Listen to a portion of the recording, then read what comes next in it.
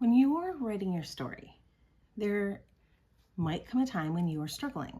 It happens to all of us. And one thing you can do, which a lot of people do, is you'll go into social media and you'll ask a question. I see this happen a lot, and it is an amazing resource. I advocate this. You'll go and you'll say, how can I figure out this piece of the process? This is where you're going to see me picking up a lot of questions and answering them on my YouTube channel. This is because a lot of people have the same question. I teach and I always tell my students, ask your question. If you have it, I guarantee a lot of people have the same question. So ask. You will be a hero for others who are shy and don't want to ask the question. So I have seen questions that are really good and a ton of people jumping in to answer the question.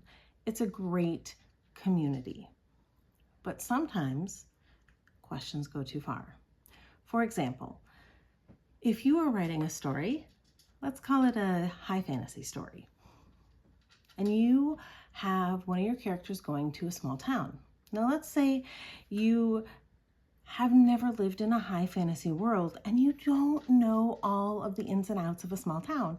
And so you are curious what people might think the type of occupations might be in the small town. Like, what would you find? A baker, a candlestick maker? You're not certain. And so you just put in there, hey, I'm writing this story. My character's going to this small village. What different buildings, people might the person find? That's a totally fair, accurate question. What sometimes I see is somebody will say, they won't stop there. Like I said, that is a totally acceptable question. Asking the basics of what you might find in a small village in your high fantasy story. The problem is when it goes a little bit further. So it was a couple of years ago, so I don't know the exact quotation of the question, but I remember this is one of the first times I saw this type of question.